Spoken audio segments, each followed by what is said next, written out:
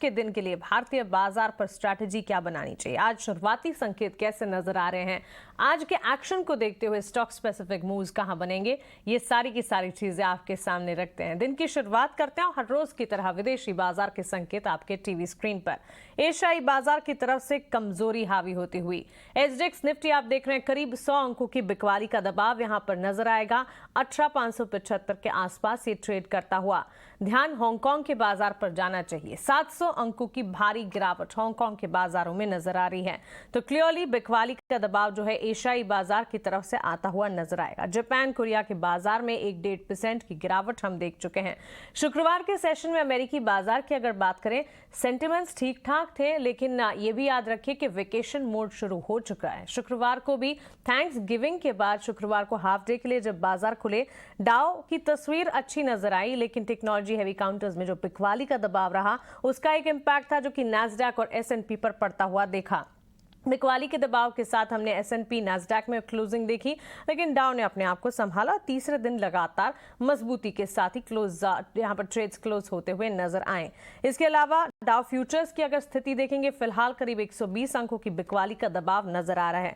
अब आइए समझते हैं तमाम वॉलेटाइल संकेतों के पीछे की वजह क्या है। देखिए, एशियाई बाजार में जो कमजोरी हावी होती हुई दिख रही है, एशियन मार्केट्स में काफी वॉलेटिलिटी है, कई सारे ट्रिगर्स हैं, साथ ही चाइना में कोविड रेस्ट्रिक्शंस को लेकर जो फिर से कंसर्न जो अनरेस्ट आते हुए दिख रहे हैं, उसका इंपैक्ट है जो कि एशियाई बाजार पर इस वक्त पड़ता हुआ दिखा है।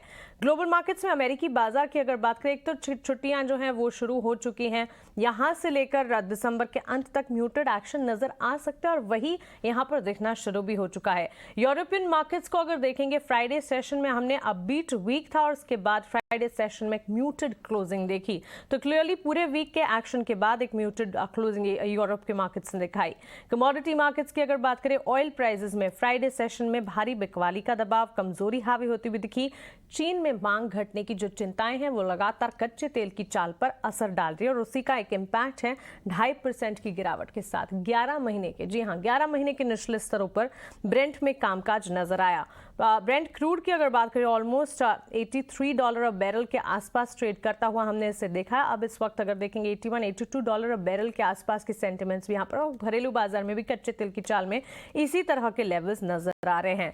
हालांकि सोना छोटे दायरे में कामकाज कर रहा है। बुलियन मार्केट में अगर देखें, वॉलेटिलिटी के बीच संकेत जो हैं वो एक दायरे में, एक रेंज बाउंड नजर आ रहे हैं। अन्य संकेत जो आपके लिए जानना जरूरी है, जैसे कि बॉन्ड यील्ड्स की अगर बात करें, US 10 ईयर यील्ड स्टेबल है, फेड पॉलिसी पर नजर है, सेंटिमेंट्स क्या निकल कर आते हैं, क्योंकि ब्याज दरों को लेकर अब ताज़ा क्या कुछ निकल कर आता है, क्या कमेंट्रीज आएंगी, क्या ऐलान होंगे, इस पर खास नजर होगी, जिसका एक इम्पैक्ट बॉन्ड यील्ड पर पड़ता हुआ। डॉलर इंडेक्स 106 के पास स्थिर है, सोने में सपाट कारोबार देखेंगे। साथ ही हम देख रहे हैं लगातार चीन में जो कमजोर मांग है उसका एक इम्पैक्ट है जो कि एनर्जी पैक पर पड़ता हुआ। तो इस वक्त की तस्वीर अगर विदेशी बाजार की अगर आप देखेंगे, कमजोरी कह सकते हैं। एशियाई बाजार बिकवाली का दबाव झेलते हैं और इसी से इंडिकेशन मिल रहे हैं कि भारतीय बाजार के लिए भी एक कंसर्न्स के साथ ओपनिंग होती हुई दिख सकती है। चलिए आगे बढ़ते हैं और अब जानते हैं भारतीय बाजार के लिए शुक्रवार के सेशन में संस्थागत निवेशकों ने क्या किया, यानी कि एफआईएस डीआईएस का एक्शन कैसा रहा। कैश मार्केट में एफआईएस की खरीदारी जारी है। 678 करोड़ की खरीदारी एफआईएस ने कैश मार्केट में की। 732 करोड़ की बिकवाली डीआईएस की तरफ से कैश मार्केट में, तो जितनी खरीदारी है उसके सामने डीआईएस की तरफ से उतनी बिकवाली, उससे ज्यादा बिकवाली के आंकड़े भी आते हुए नजर आ रहे हैं। वायदा बाजार की अगर बात करें, इंडेक्स फ्यूचर्स में 1000 करोड़ के ऊपर की बिकवाली एफआईएस की तरफ से, इंडेक्स ऑप्शंस में 6867 करोड़ की खरीदारी एफआईएस की तरफ से आती हुई दिख रही है। तो इंडेक्स ऑप्शंस और कैश मार्केट की खरीदारी, उसके सामने कैश मार्केट में डीआईएस और इंडेक्स फ्यूचर्स में एफआईएस की बिकवाली के डेटा आपके टीवी स्क्रीन पर आप देख रहे हैं।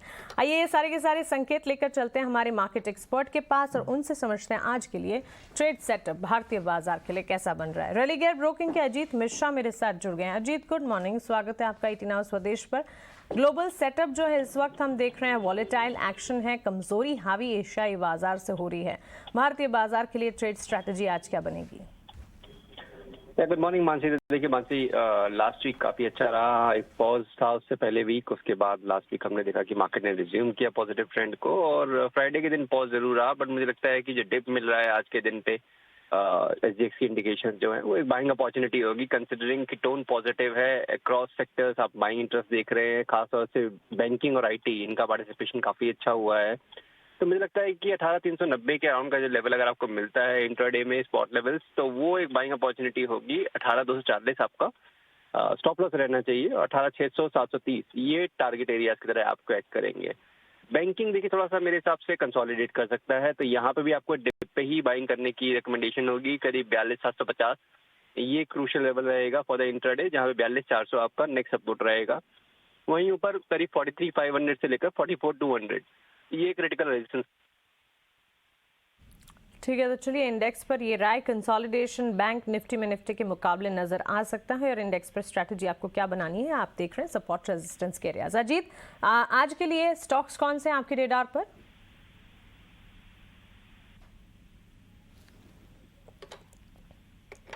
अजीत, क्या आप मुझे सुन पा रहे हैं? ठीक है, चलिए शायद अजीत से हमारा संपर्क टूट गया है। उनकी स्ट्रैटेजी तो आपके स्क्रीन पर है, लेकिन स्टॉक स्पेसिफिक रिकमेंडेशंस जो आई हैं वो भी आपको बता देते हैं। एक तो सीमेंट पैक में लगातार जिस तरह की खबरें आ रही हैं, कंसोलिडेशन की बातचीत हो रही थी, न्यू प्लेयर एंट्रीज की बात हो रही थी, इसके चलते हमारे एक्सपर्ट्स के रेडार पर सीमेंट भी और मेटल पैक में भी नजर है। अजीत हमारे साथ वापस जुड़े हैं। अजीत, आपके स्टॉक्स हम जानना चाहेंगे। राइट, तो देखिए मानसी, सीमेंट स्पेस में जैसे हम कह रहे थे मिक्स ट्रेंड जरूर है, बट एसीसी में फ्रेश ब्रेकआउट हुआ है काफी अच्छे कंसोलिडेशन के बाद, और काफी अच्छी परफॉर्मेंस भी रही है ऑफ लेट अगर आप देखेंगे सीमेंट स्पेस में एसीसी की। तो यहाँ पे मुझे लगता है कि ये जो पॉजिटिव बायस था वो कंटिन्यू रहेगा। 2590 तक के लेवल्स आपको देखने को मिल सकते हैं। 2445 ये आपका स्टॉप लॉस रहेगा। मेटल स्पेस में से वीईडीएल, देखिए मेटल स्पेस में भी मिक्स ट्रेंड जरूर है, बट काफी अच्छी अपॉर्चुनिटी मिल रही है। वीईडीएल में भी एक कंसोलिडेशन ब्रेकआउट हुआ है लास्ट ट्रेडिंग सेशन में, तो यहाँ पे भी आप 310 के स्टॉप लॉस के साथ 328 तक के टारगेट्स के लिए लॉन्ग कर सकते हैं। ठीक है, तो चलिए फ्रेश ब्रेकआउट कंसोलिडेशन फेज देखने के बाद एसीसी में नज़र आ रहा है, और वेदांता में भी खरीदारी की कॉल। 2% की तेज़ी हमने फ्राइडे सेशन में देखी थी। 328 तक के लेवल्स यहाँ पर नज़र आ सकते हैं। 310 का एक स्टॉप लॉस लगाना होगा। अजीत, आपका शुक्रिया हमारे साथ जुड़ने के लिए, सवालों के जवाब देने के लिए, आपकी ट्रेड स्ट्रैटेजी हमारे साथ शेयर करने के लिए।